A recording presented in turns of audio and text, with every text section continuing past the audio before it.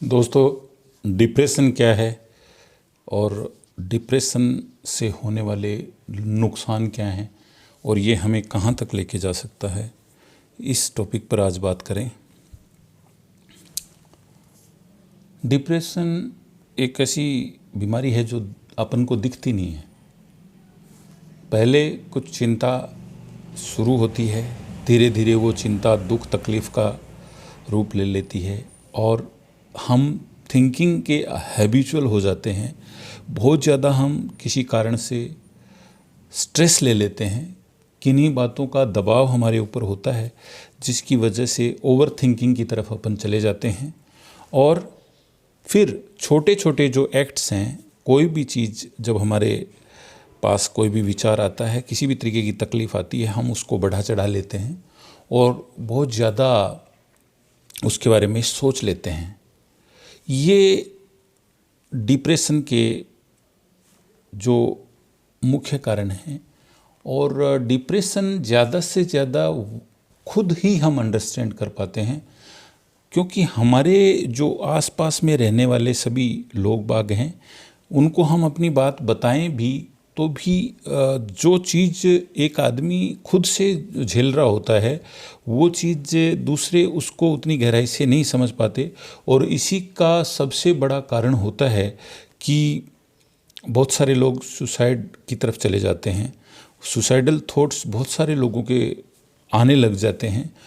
अगर इन चीज़ों को हम लोग अपने इर्द गिर्द में पहचानें तो हम बहुत सारी तकलीफ़ों से, जो भी इंसान डिप्रेशन में है, उसको दूर कर सकते हैं।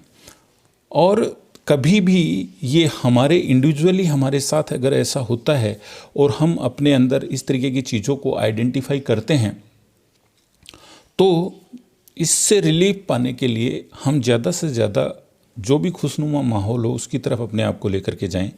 अपनी बात को ज़्यादा से ज़्यादा अपने फ्रेंड जो भी होते हैं, जिनको आप क्लोजली जिनसे बात कर सकते हैं, उनसे शेयर करें और ज़्यादा से ज़्यादा जब उनके साथ इन्वॉल्वमेंट करें तो इस डिप्रेशन से ओवरकम हुआ जा सकता है, इससे बाहर निकला जा सकता है। दोस्तों, अगर अवेयरनेस हम खुद अपने अंदर रखते हैं और इसकी रेमेडी भी हम खुद खोजते हैं तो निश्चित रूप से हम इस डिप्रेशन की बीमारी से ओवरकम हो जाते हैं। लेकिन कई बार ये बीमारी हमारे को इतनी जकड़ लेती है, कई बार अपन सुनते हैं कि आप चिंता मत किया करो, किसी को हम एडवाइस करते हैं तो वो बोलता है कि चिंता मैं करता नहीं हूँ, लेकिन चिंता मेरे हो जाती है। ये कई बार अपन ने सुना होगा। तो वो एक आदतन चिंताग्रस्त इंसान और उसको हैबिचुअल ज़्यादा सोचने की हैबिट पड़ जाती है, जिसकी वजह से छोटी छोटी दुख तकलीफ़ की बातें भी उसको बड़ी बड़ी दुख तकलीफ़ की बातें लगने लग जाती है और ओवर थिंकिंग वो करता रहता है, जिसकी वजह से ये नुकसान की तरफ चला जाता है।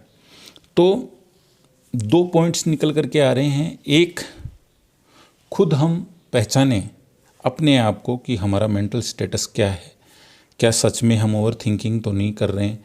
क्या सच में हमारे एक चीज़ के बारे में इतना ज़ोर तो दिमाग पे नहीं जा रहा है जिससे कि ओवर थिंकिंग हो रही है, या निराशा की तरफ अपन जा रहे हैं?